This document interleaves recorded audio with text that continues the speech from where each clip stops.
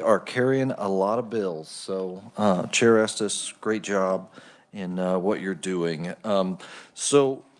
Greenbush Service Center with Stacy Clarkson, they got about 10 minutes with questions in our last committee meeting, and this is all we have scheduled for today. So we would like, just a good thorough presentation of who you are and what you've been up to. Both presenters, whoever wants to go, and we'll have some questions for you. After that, the only thing on my agenda is we'll just approve some minutes after they're done and maybe get you guys out of here early to get to dinners and things. So I have on here Stacy Clarkson, Associate Executive Director, Greenbush Service Center. So whoever wants to start, or if you'll just introduce yourself, and we'll go from there. Welcome. Thank you. Thank you for allowing us to share today. Stacy Clark, I'm not Stacy, this is Stacy Clarkson. I'm Randy Korn's Executive Director, and so we decided that this would be a good opportunity for us to team up and share out with you and have a good visit about Greenbush, which is a service center and a interlocal as well. So it was formed back in 1976 with some school districts, Fort Scott Community College, and provided services that school districts maybe couldn't always provide themselves. They tried to do it at a lower cost, so lower efficiency for those school districts. We provide all types of services, and you have a snapshot in front of you of those services. We're not the only service center in the state of Kansas. There's 6 others with us. We work together within some of those service centers, do different things together, whether we present professional development together with for school districts and whether it be some special ed services. We try to do those things again so that we can help reduce some of those costs and some of those things that school districts, in particular, small school districts can't do. A larger school district can do that. They have more students, more staff to do that. Whereas a small school district, if you get a 1A school district, and some of you may have those in the areas that you represent, they can't provide all that. So Stacy's going to share out a little bit more about some of the services.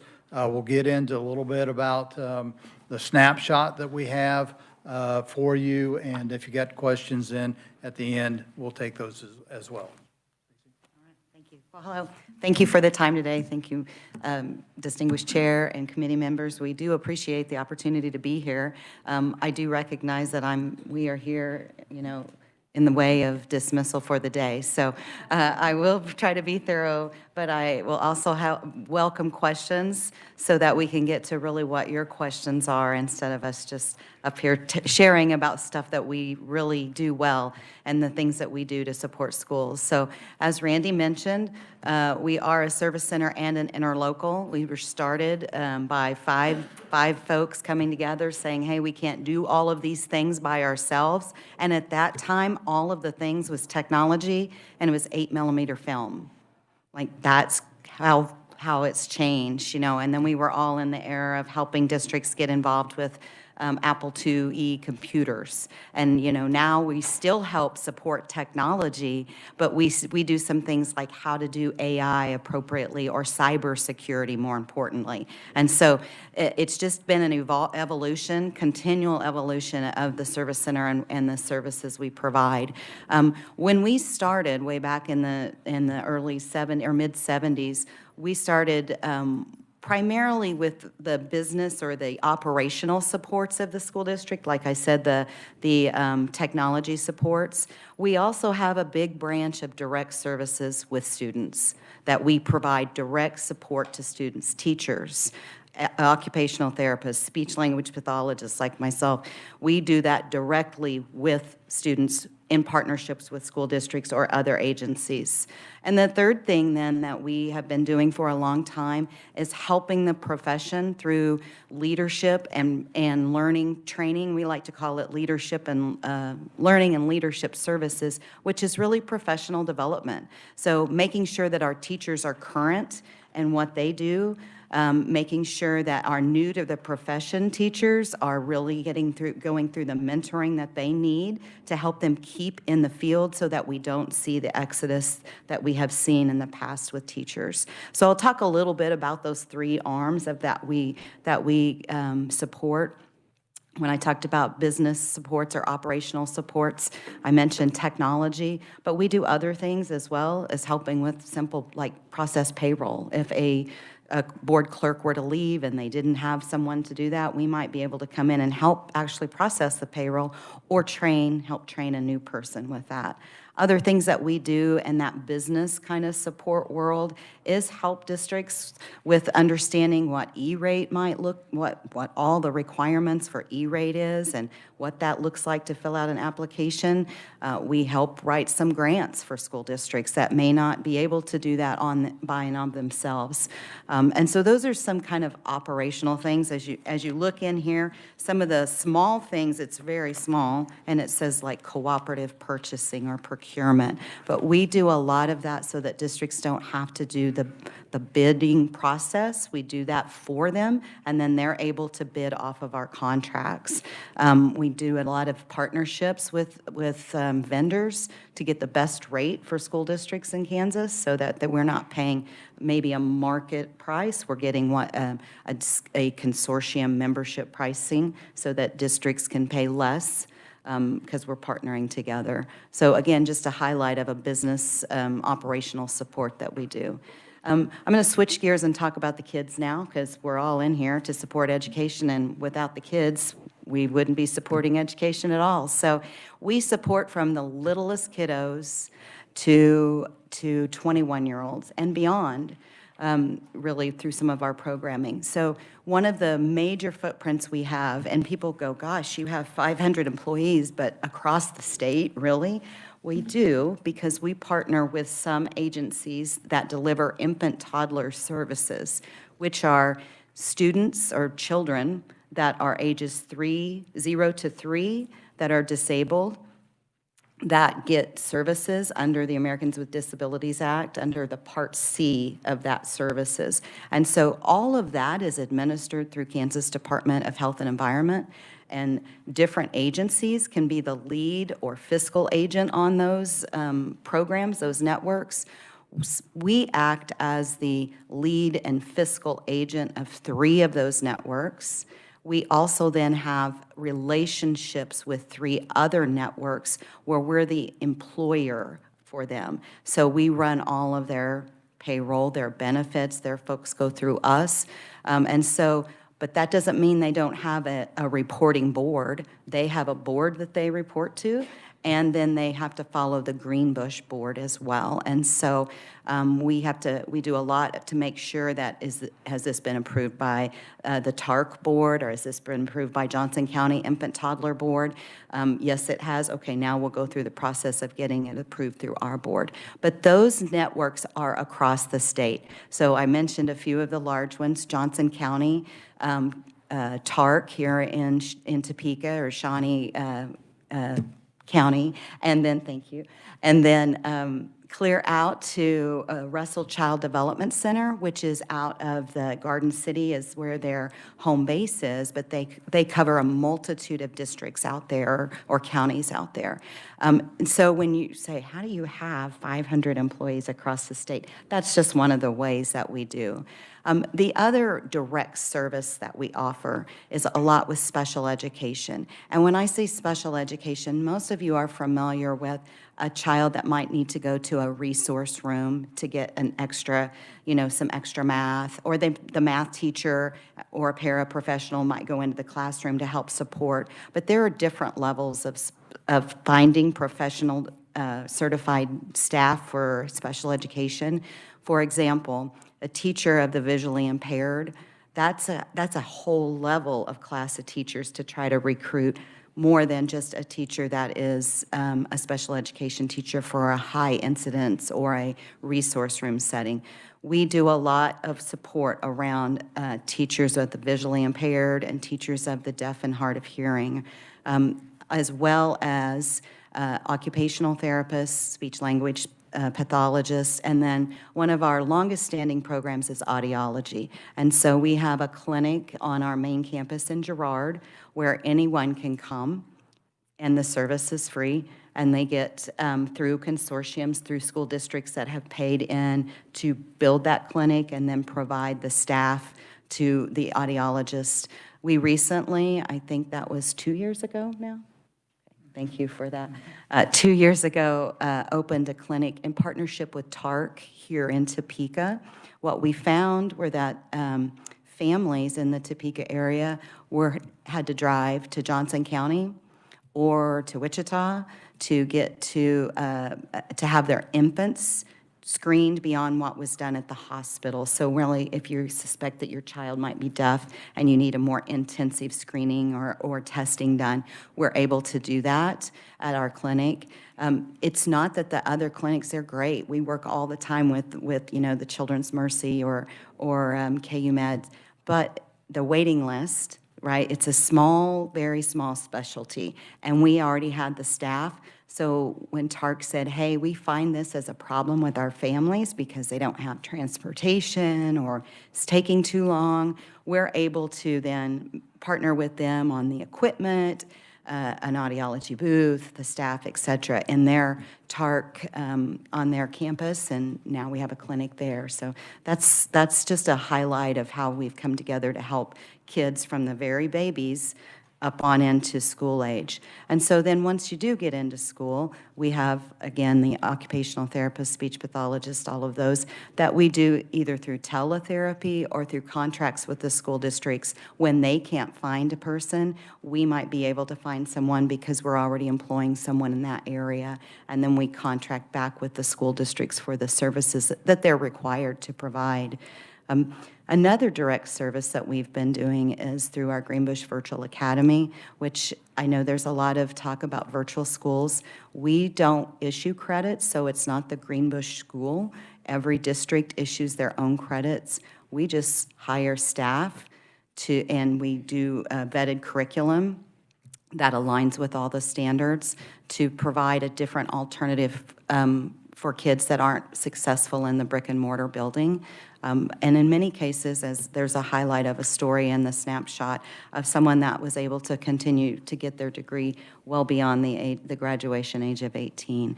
And so that's something to be proud of, too, in this time of education, that we can think of things more globally. The last thing that I haven't talked a lot about, but it's a hallmark of what we do, is professional development. And again, I mentioned that kind of early on.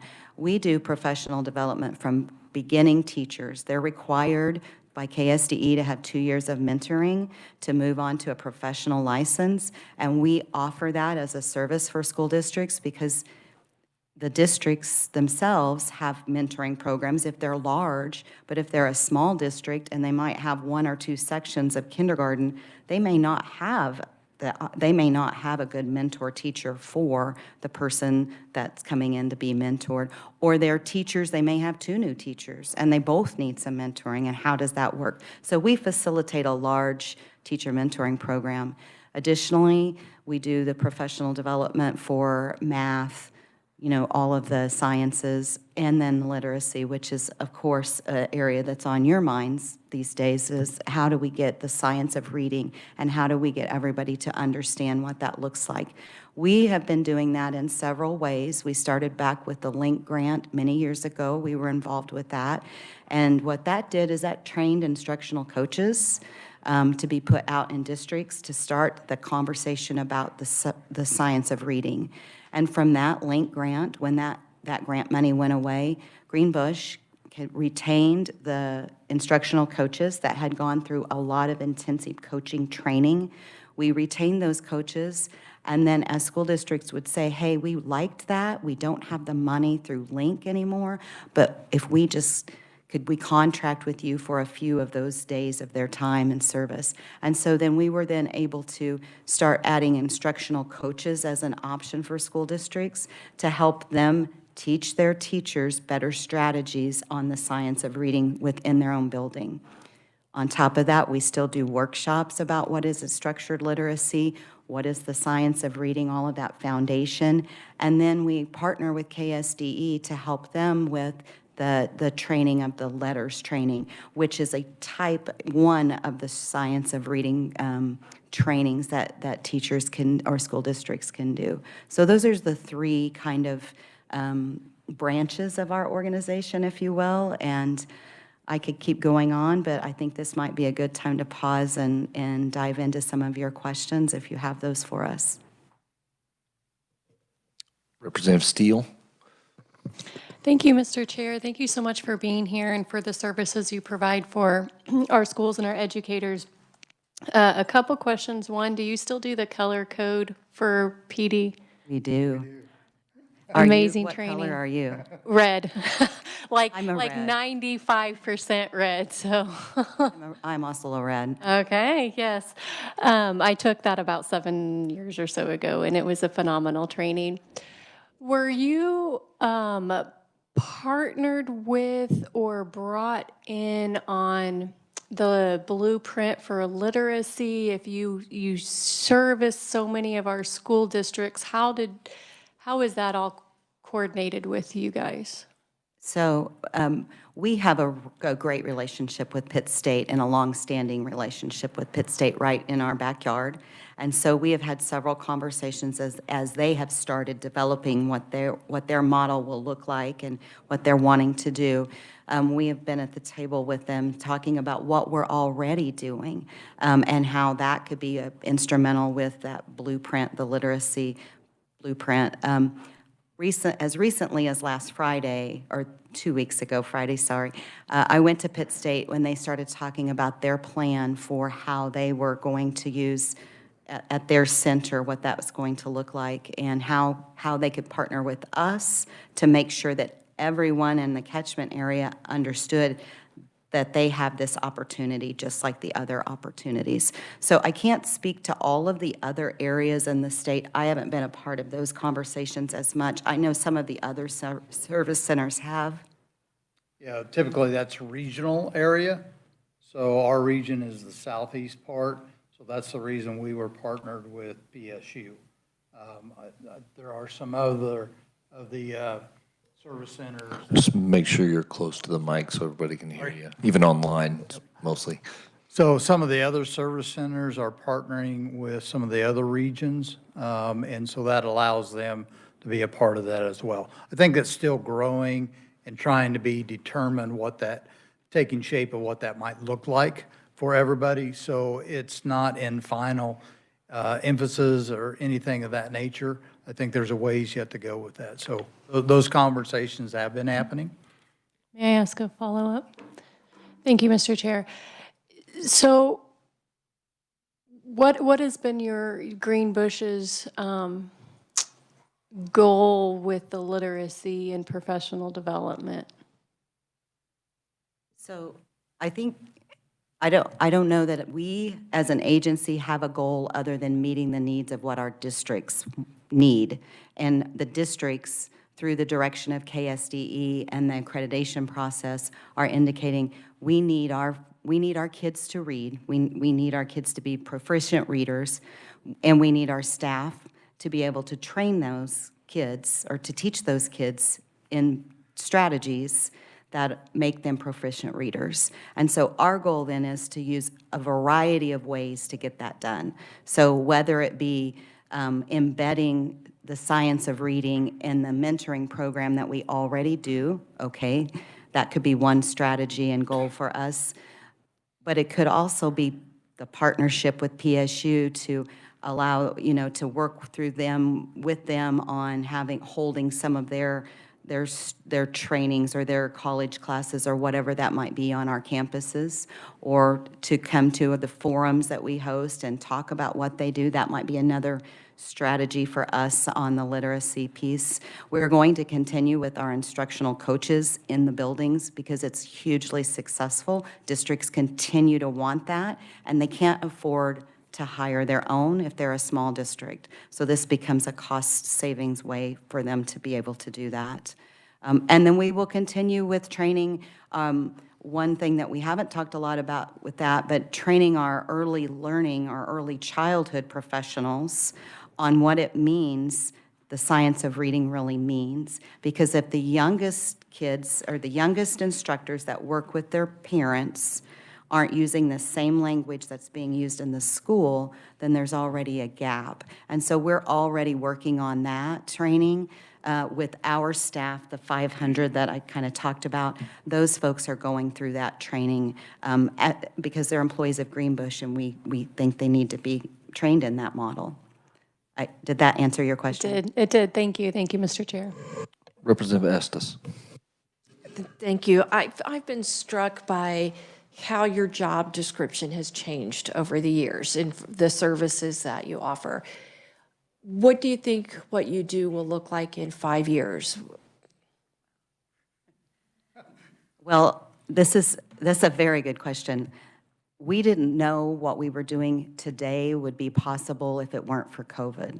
COVID completely changed the way our agency operated because we were all the time brick and mortar coming in, and we had to help districts figure out a problem, which made us very nimble and flexible to be able to figure things out. And so to answer your question, what is it going to be like in 5 years? All I can say is it's not going to look exactly like it does today because it hasn't over the 50 years.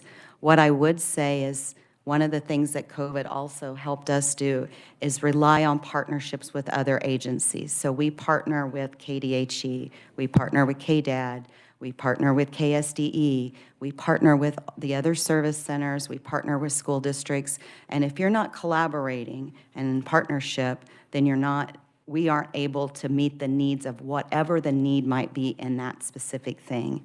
And the other thing, Representative Estes, I would say is looking at things not just narrowly. So in COVID, we couldn't just look at a classroom of kids, right? You had to think about it broadly, like education from the bigger perspective. And I think that's what we try to help bring to the table, is looking at education from not just the third and fourth grade room, but all the impacts that come into that third and fourth grade room.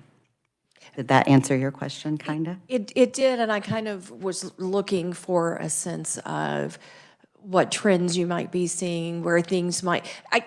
You gave me the answer I was looking for, but I also kind of did notice that you guys are changing and wanted to see kind of what things might we need to be thinking about down the road to support you and supporting others. And so then I'll throw in a question that occurred to me while you were talking, which is, to what extent do you look at other states and things that they are doing and come up with things that you guys want to try? So now that I know kind of the direction you were going, if you are looking at trends and where I see that we as an agency investing in, and that again goes back to our infant, toddler, early childhood programming, the kids coming today to school are not the kids that we saw even 5 years ago or 10 years ago. Their family dynamics are different, and not Greenbush is about to turn 50, and I wish I could say that I was younger than Greenbush, but I'm not. So they're different than my kids even. The kids that are there are coming, and the parenting is so different. We have to be able to react to that. We have to invest in training and educating what looks like and what that needs to be. So that's a big trend. I also see the trend of, honestly, the technology trend, and making sure that our districts understand all the importance of being safe with technology, whether it be utilizing it in the classroom safely, because it's not going to go away. So you have to think about, how are we going to train safe uses of technology instead of, it's taboo, AI being taboo. Let's flip that, and so I think that's where the service centers can help with that sort of thing. Now, to your second question, which was, can you repeat it? Because I had it and then I lost it. I may have to. Out of state, yes. Yeah. So we actually are a member of a national service center organization, and we follow and monitor what they're doing on a national level very closely.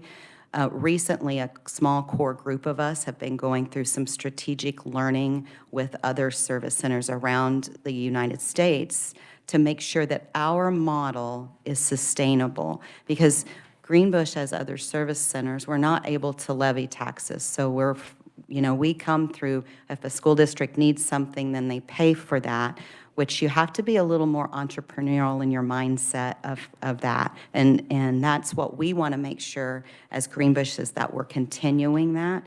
What they were in the beginning, in 1976 when it started, we want to make sure that the next 50 years we're continuing that. So we are very involved with the AESA National Group. Last question, if I may. Thank you. When you look at those trends in other states and see things that you want to try, do you feel like we provide you and the schools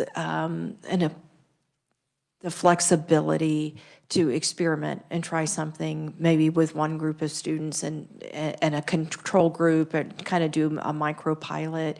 Or are there things that we do that make it harder for you to do that?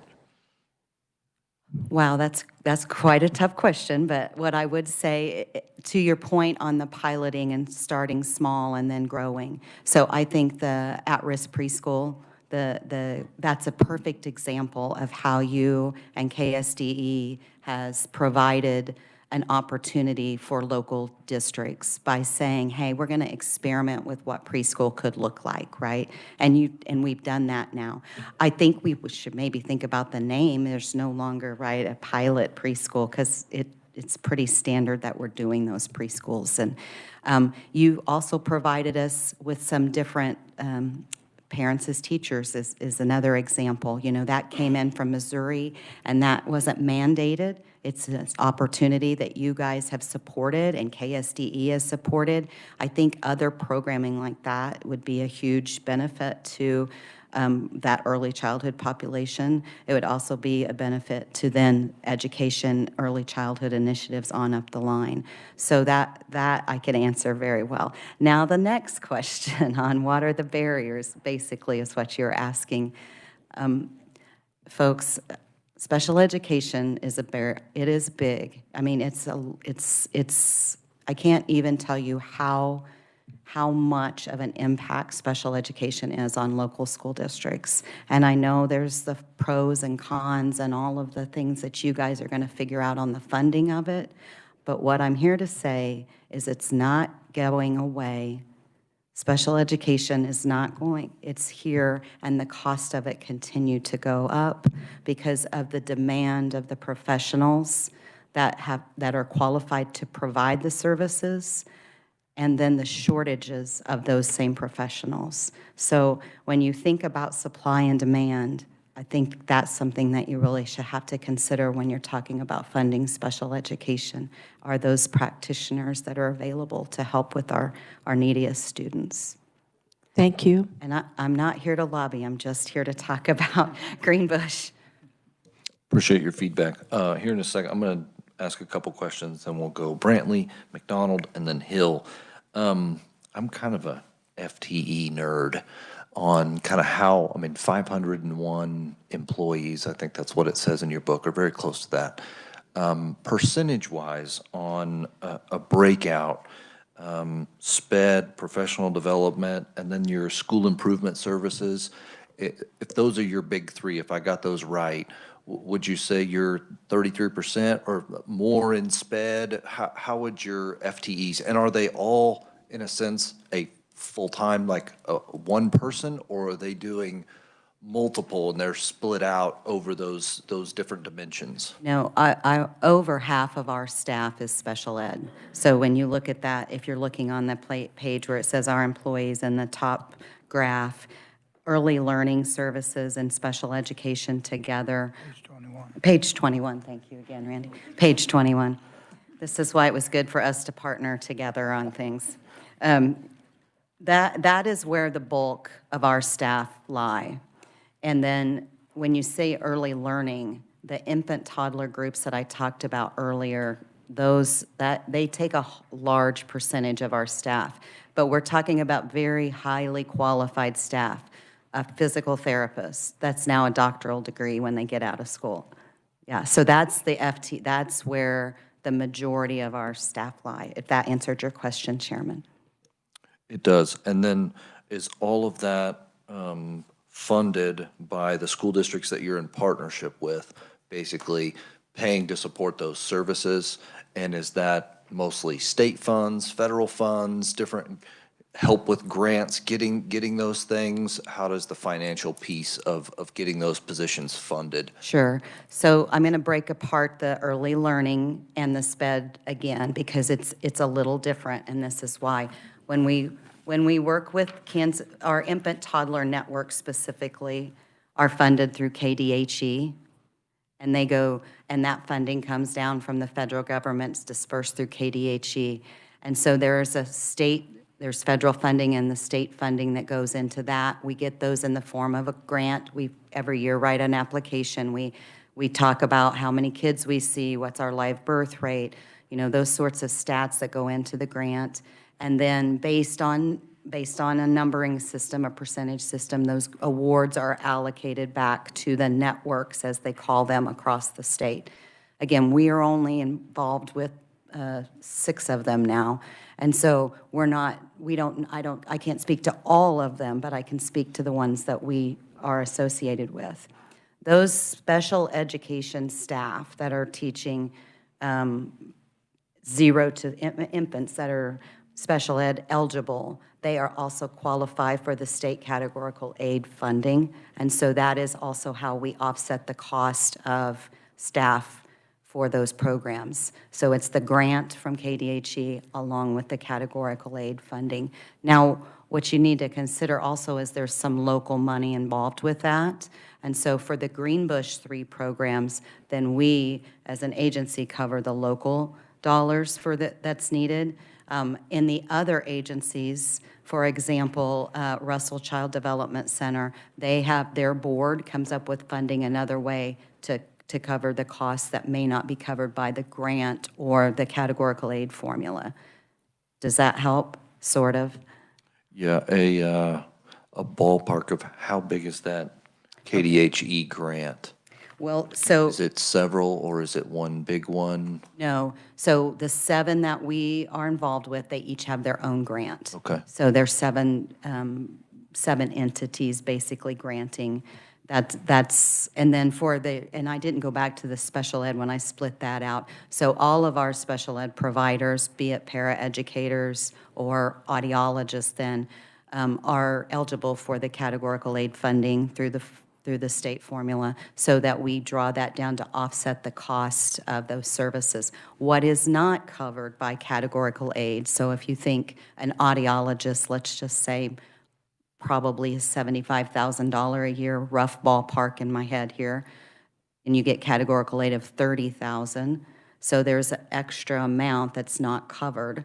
But the services then in the schools, what we do is a percent of use. So if this district is using that audiologist 5%, then they cover 5% here. If this district's using 15, then that's the formula that this service center uses to cover those services. Does that help? Very much helpful. Okay. Appreciate it. Thanks for letting me jump in. Representative Brantley, and then over to McDonald. Thank you, Mr. Chair, and I think you took one of my questions. Just in a guesstimate, what would you estimate your budget in the federal area is each year? I was anticipating that question, so I did. This is not a guesstimate. This is coming from our CFO. About 12% of our budget is federal funds, so that's $6.5 million.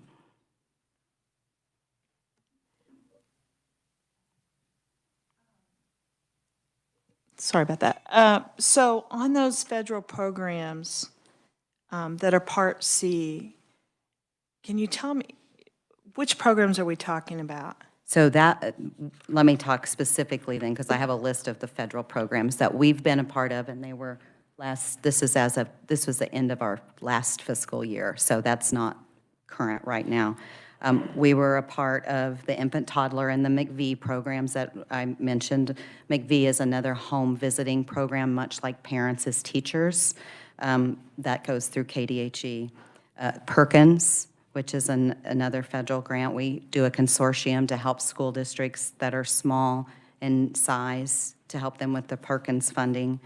We have a Title III, which is, yeah, I've seen head shaking, so I'm assuming we know what we're, and then Title IV, that's very small. I think that's less than 1%, those two. We have one, what we call a TASN project, which comes through KSDE, that is on our federal side of dollars. And that is listed, it's highlighted in our snapshot at Educate Kansas. It's the teacher recruitment project. We were a part of, and that one specifically is $350 million a year. No, I'm sorry, 1,000 a year. I was like, that's not right. I knew that wasn't right. Would you please scratch that from any recording? We were also a part of Sunflower Summer and the homeless grant that came through from ESSER dollars, which those are, like I said, that's in the past, so last year. Thank you. And I'm going to do a shout out real quick. The amount of work that you keep track of all the PDC points for all the teachers across the state for recertification, the agendas, everything, the goals, that is huge. So Thank you. Thank you. I'll be sure and tell that team. Thank you. Representative McDonald. Thank you, Mr. Chair. As someone from Johnson County, I'm really glad that you came today because I didn't know very much about your model. You mentioned cybersecurity, and that perked my ears up. I was wondering, to what degree do you help? Do you feel like we have enough resources for you? What types of help are districts needing? And then I'd also like for you to talk a little bit about mental health in any ways that you're able to facilitate getting what they need. Sure. So I'll tell you, I'm the special ed person in the House. I'm not the tech person in the House, so I may have to rely on Randy a little bit more here. But we have been doing some cybersecurity training for local districts in terms of what their network administrators need to be looking for, what the standards are. Recently, KSDE listed the standards. So, school districts sometimes don't have a full-time tech person, or it could be that it was a teacher that was really good at technology and they've moved up in the role. Not to diminish those folks because they do a great job, but they may not have the formalized training. So we actually do have folks on staff that have gone through several degrees to get to where they are to help and provide that education for them. We also do some direct tech support where we are the network administrator and we are making sure that those districts are secure. Those are for the very smallest districts. Not like the districts in your area, but for the smaller districts, we provide that direct support to them. Other things in cybersecurity. So that's just a beginning piece that we've just started within the last year. It's kind of raised the bar on that. So our folks have been working with KSDE staff on that as well. So our goal is that we have meetings so that tech folks know, hey, what is it cybersecurity? What is it we need to be secure on? And so we're just determining some of those pieces. And so, as Stacy had mentioned, those smaller school districts have more of an issue than maybe the larger districts do with that. And so that's become a meeting place. So our folks now are meeting monthly with other tech directors across the state, whoever wants to join in on that, and talk about cybersecurity and what are the things that we need to do and what do we need to move districts forward so that they're secure in their information with that. So, If you will, if I could follow up, thank you, Mr. Chair. I have signed up for a public sector cybersecurity summit on April 25th, and it's free, and I went last year, and I've found it really valuable, so I would suggest that you help get the word out about that. And then also about mental health. Can you touch on that a little bit? So sure. We actually have several grants right now where we are, I shouldn't say grants, I get these two confused, evaluators. We evaluate grants that were written for community mental health centers to make sure that the community mental health centers, they have written grants so that they can become certified. And with that process, they have to have a evaluator making sure that they're meeting all of their requirements. We do that work in a large portion, which I don't have that exact number with me today, but we are helping with that. We also have been a part for years with the KCTC survey. Regardless of if you're opt-in or opt-out, what we do know is the data has been very valuable for everyone across the state to look at the suicide data and that sort of thing. So those are some two big initiatives that I know that we do around mental health. Other than that, I go back to our professional development. So our early childhood providers are trained in early mental health warning signs, especially the McVie home visitors, because they are helping look for parents that might be suffering from depression early on, and they're working towards helping mom get stable so that baby can become stable, so that on and on that cycle can go to get those kiddos stable at school. So that's another direct way we help support.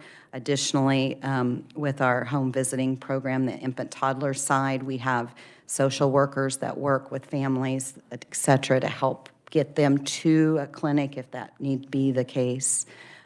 And beyond that, we do collaboration. Again, I'm going to go back with KSDE. They have a fabulous school mental health initiative going on.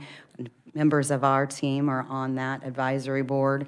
And so we try as best we can, knowing that we are not mental health providers, but we try to support where we can.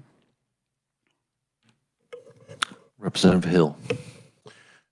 Thank you, Mr. Chair, and once again, thank you guys for being here and helping us get a clearer understanding of service centers in general and Greenbush in particular.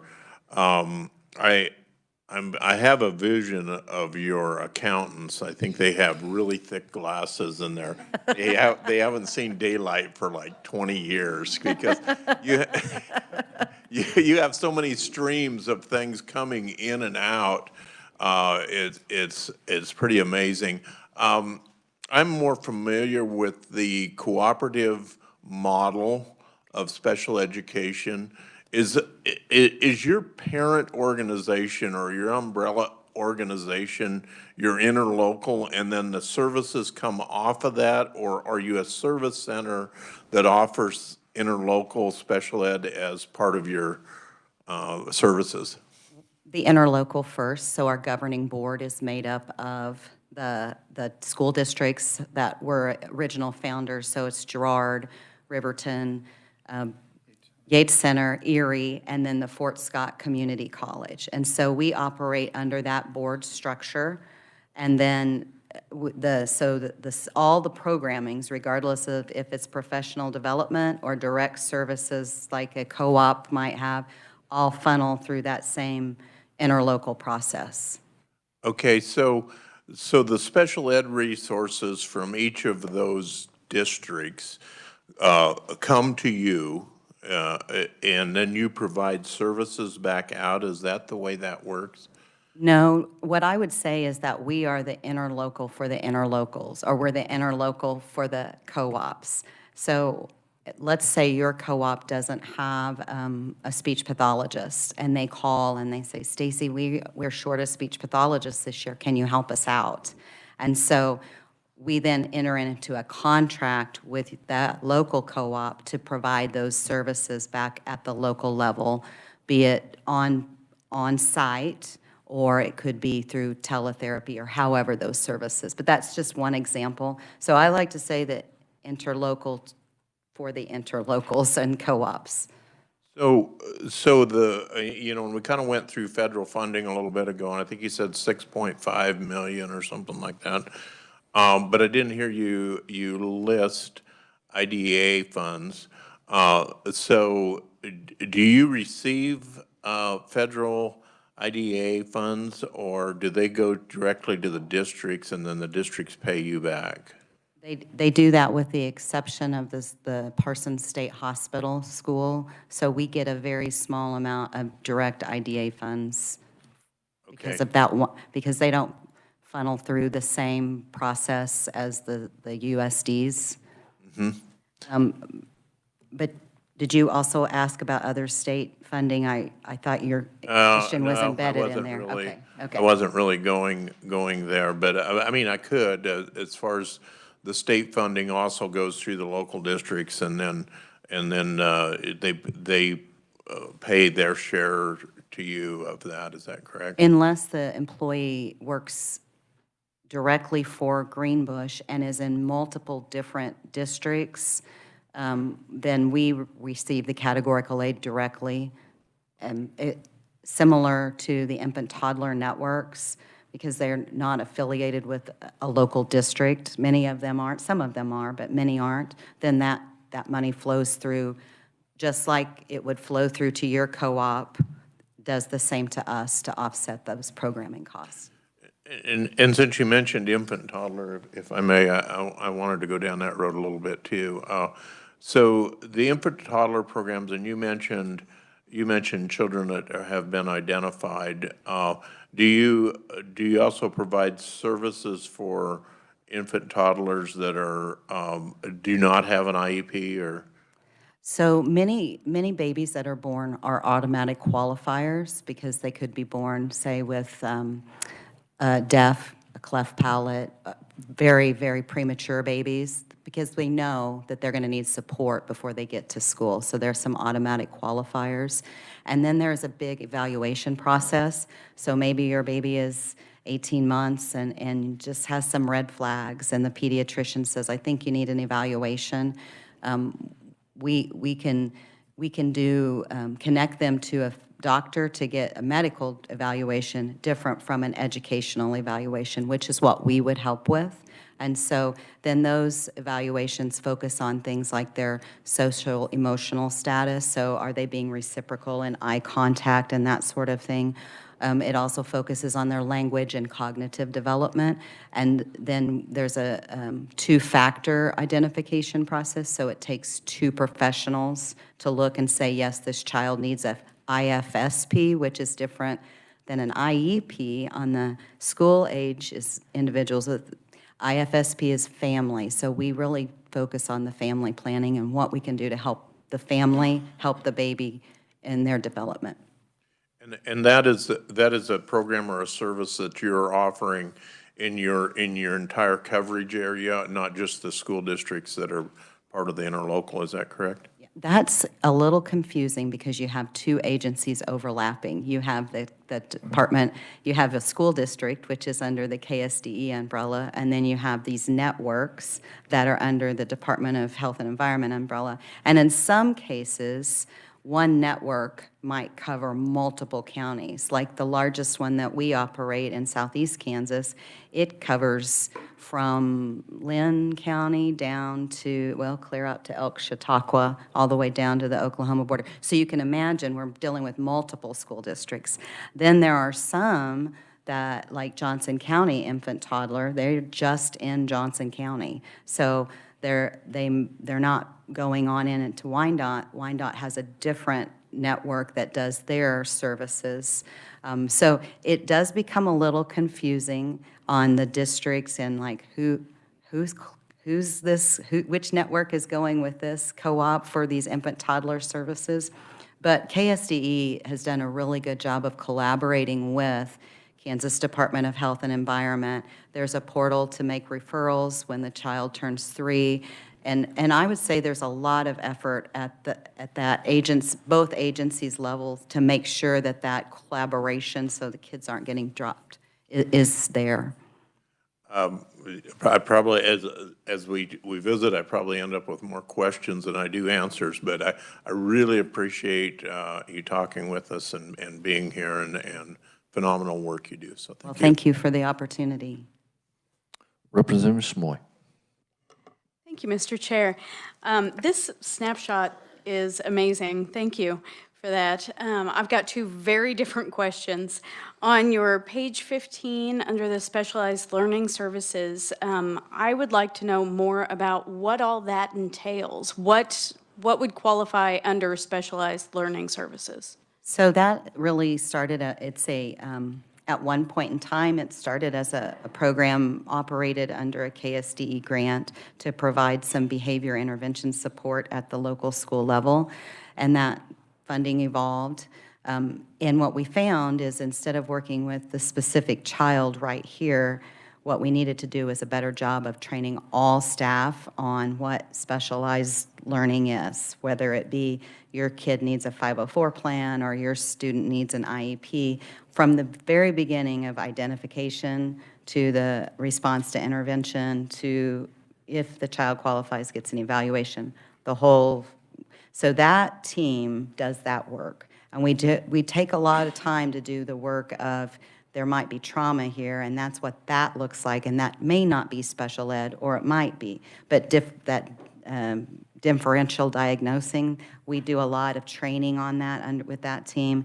And then that team also focuses a lot on crisis work. And so if there's a crisis in a school district, there's a representative on that team that the superintendent can reach out to, and we can have supports from the local mental health districts there on site, so folks that are trained in whatever that crisis may be.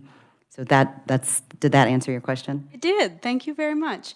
Okay, and switching gears entirely, over on page 20, I love the graphic that kind of breaks down where the employees are kind of located at and where we're really condensed. My question is the 23 that live in other states. Are those people who are coming into and through Kansas, or is that more virtual? What does that look like? It's a combination, and some of those are right on border. So if you think about, down in the southeast corner, you've got people that are living in Webb City that have been there forever, and now they're come to work for Greenbush. That's just a hop, skip, and a jump away.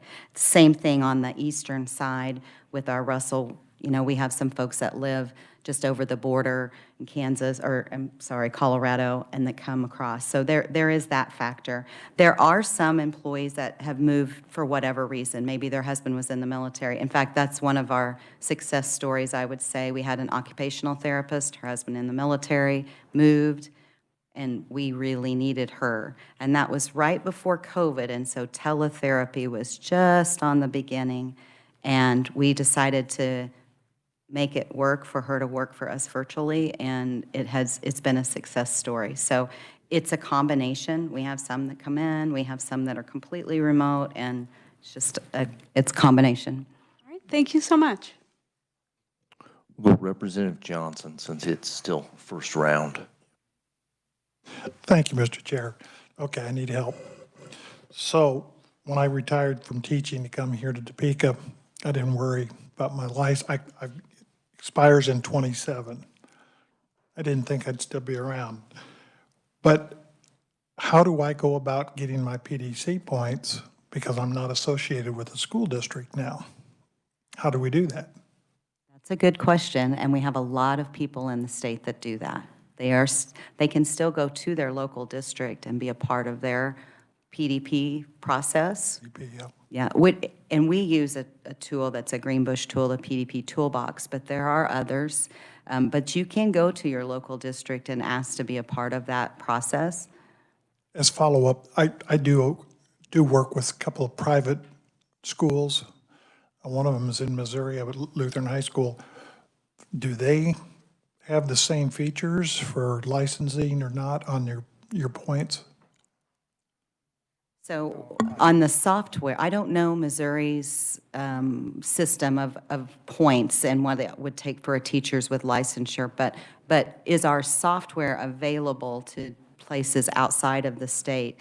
We have worked with some places outside of the state, and each district just tracks their points the way they want to track their points. So it looks very similar with the goals and making sure they align, but the districts determine what that looks, who all's in and who approves and all of that at the local level. So I have to go through my local district, is what you're saying? No. No, you don't. But Okay. that's one way I knew. I was getting ready to say, but Randy can also tell you the other ways.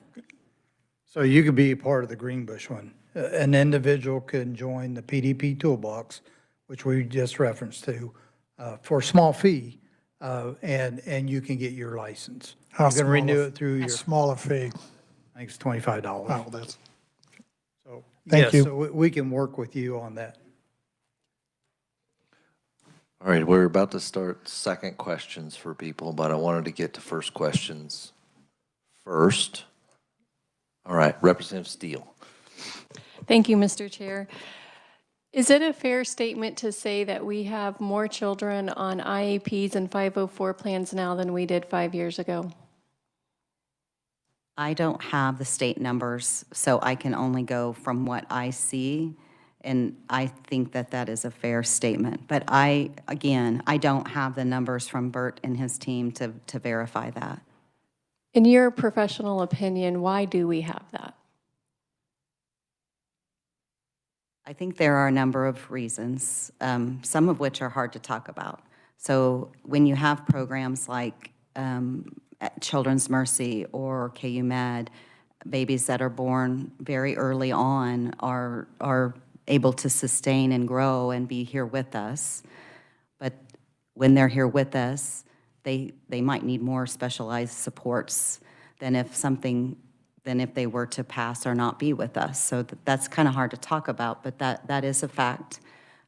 The other thing I think goes back to, you see a lot of problems with language development and social development, socialization with kids. And why do I think that's happening? This is very from my personal opinion. I have a 3-year-old grandson, and I see his mom on her phone, and I don't think that I'm the only grandmother that sees that.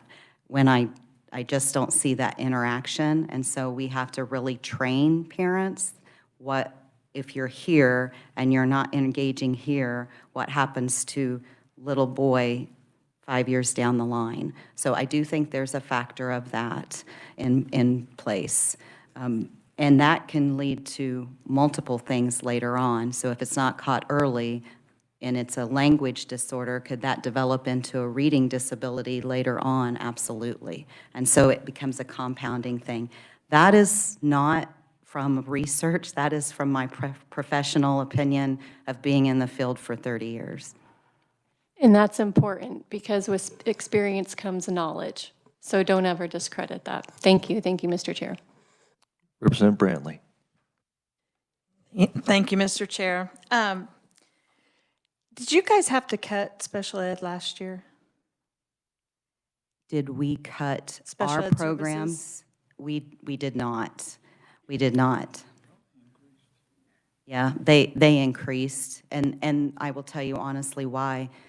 There is such a shortage of certain programs and out there and providers. Again, I go back to even though KSDE has done a great job to have a program to help train teachers of the visually impaired, and through partnership with the School for the Blind, which they do a phenomenal job. There's just still only so many going into that.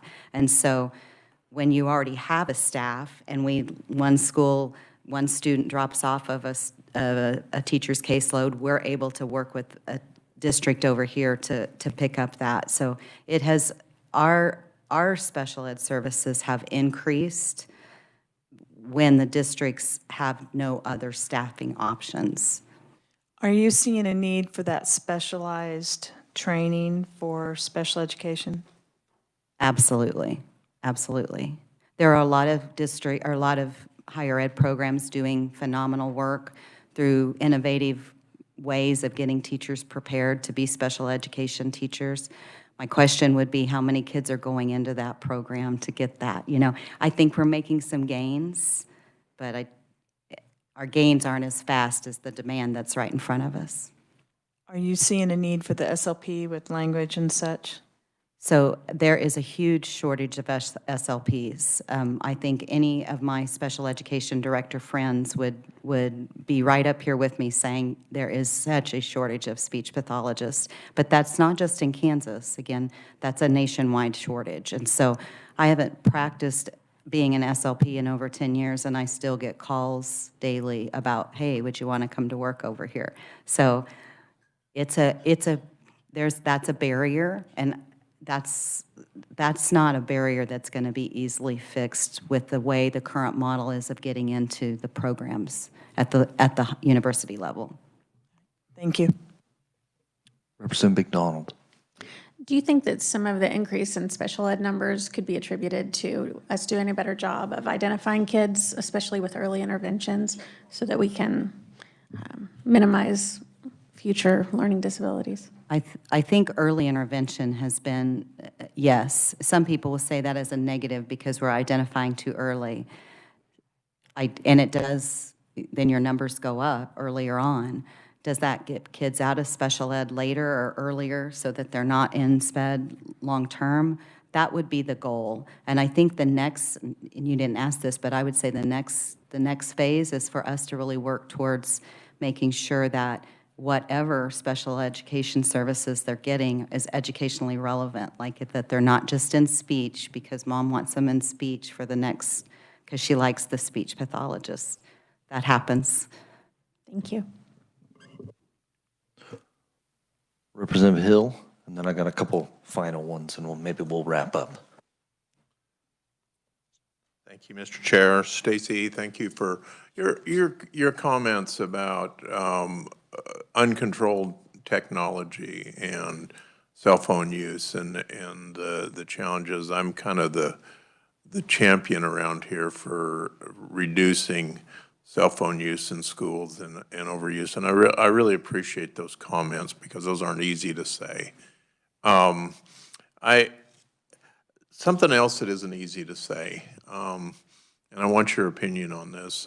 We've been focusing on literacy for a number of years now, and it sounds like you guys have been focused on literacy efforts for maybe at least 10 years. We're not seeing the results at this point in time.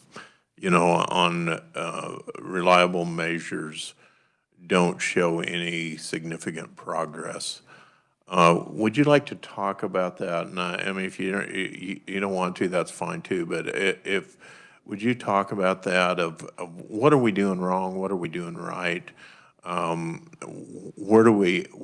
What's the next generation of literacy instruction? I think when you talk in terms of the progress, I think it's the lens in which you look at the progress. And so if you look at score and you see we didn't move from here to here, so that's not progress. But if we moved at the bottom level and we moved more up in the bottom level and the bottom level moves up a little bit more to this level, is that progress? If you're a person like me, that's progress. If you're a kindergarten teacher taking someone who's never seen a letter ever, and then they can identify maybe all of them at the end of the year, that's progress, but that score may not reflect that progress. So I don't want to go in too much to scores, because I know there's a lot of topics talking about that. But from my opinion, it's the vein in which we look at progress. And are we all looking at progress in the same way? I appreciate those comments, and I guess I'm oversimplification, but at the end of the day, can kids read? And I mean, that's what we want to know. I mean, and that's what makes a difference in their lives. How many 0 to 3-year-olds do you guys provide services for throughout the state? Well, I didn't come prepared with that number, but I can follow up with that number. Okay. I'll be happy to follow up with that. Thank you very much. All right, I just have a couple. One of them is kind of just former youth pastor days. There was a mindset around kids going to a camp, 3-4 days or a whole week, that there was the impact of that time away or with family. We did family ones, we did, just with older kids in high school, all this other stuff that you're doing that is super valuable work. You're also doing this Destination Greenbush. And I wondered how it fits in to this overarching concept of your big three, because it's not one of your big three, but for you to still be doing it, it's got to have a kind of an integral hub position in what you're up to. Would you be able to just describe that a little bit of why still the in-person camp experience? So I guess I'll take that, and it goes back to kind of the history of Greenbush. The founding fathers of Greenbush, and it goes back to Representative Steele's comment. earlier to one of her first questions. Our goal is we want to make the best teachers because they're going to make the best kids. And Greenbush is about kids. No matter what job anybody has at Greenbush, they affect kids' lives, whether it be our chief financial officer, whether it be somebody that works directly with the students, whether it's somebody who provides PD. So one of the things that the founding fathers wanted, they wanted kids on the Greenbush campus. And so they started, an observatory that we have with PSU. And that's kind of, it grew and now it's kind of declined on that. And we're working as a team to try to rebuild that for 50 years. And what does the next 50 years look like at Greenbush? And so that is a piece that through grants that was supported before myself and even Stacy, that we had a camp and retreat center because that was an opportunity for kids to come. Parents were working and so didn't maybe have a place for kids to go that they could, so we provided a place for them to come to have camps, whether it be a day camp, whether it be an overnight camp, whatever that may be, to provide and to continue learning throughout their time, whether it be in the summer, spring break, whatever time that they're not in school session. So that's the reason that we've kind of grown that, and it's there, and it continues to be. It's just probably not the big thing that's seen, just because it's more for the South Campus that we have, and it's not statewide. Short follow-up and then one more. How many come on and are in person at day retreats or your longer ones? What's a ballpark figure of how many on campus? So typically, and I'm going off my head on this. I know. Are you talking about camps? Are you talking about camps specifically, or like kids coming to our science center? Maybe if you guys would throw something together of just like what all that looks like, kind of the schedule, and what I can comb through your website as well. I was just curious because I was a camp guy. So my final question, we'll get you out of here. So turning 25 is different than turning 50. For some of us in here, we know that, but I'm not quite there. But as you're kind of turning that page on, what are some of the supports that you guys would need in the coming years in that turning 50 to keep you going, keep you moving forward, serving the state well? What would be some of those requests or the things that would help you turn 50 well? One of the things that I think is, education has been beat down for a little while now. And when Stuart said, hey, you've got an opportunity to come talk, I was like, oh, do we want to?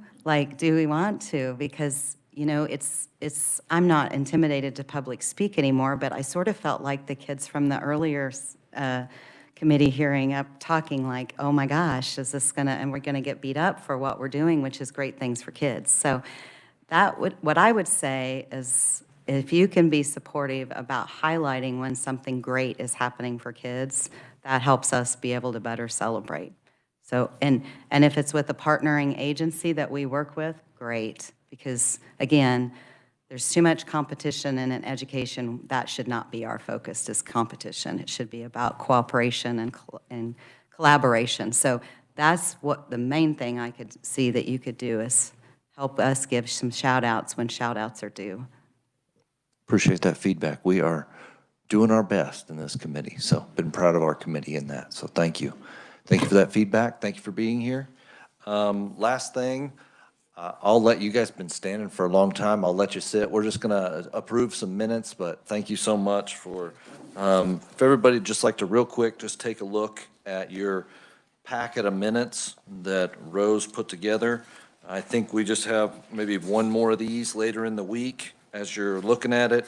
The week in review as we look out, tomorrow we have a Children's Cabinet update and overview.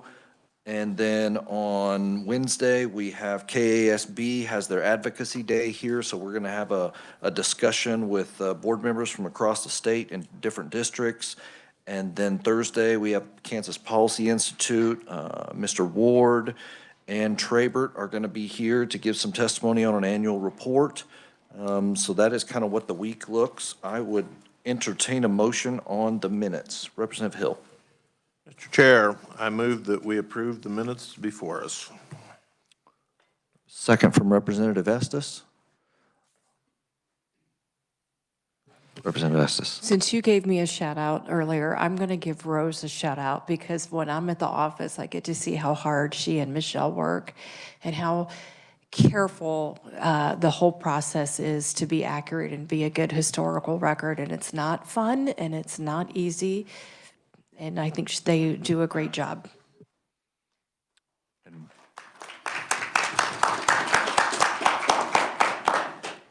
Excellent. And with that, all in favor of approving the minutes, say aye.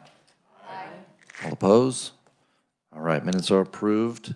And if there's nothing else for the good of the committee, I only got you out of here 13 minutes early, but great testimony. Glad you were with us. We're going to keep encouraging you. Thanks for what you're doing. We are adjourned.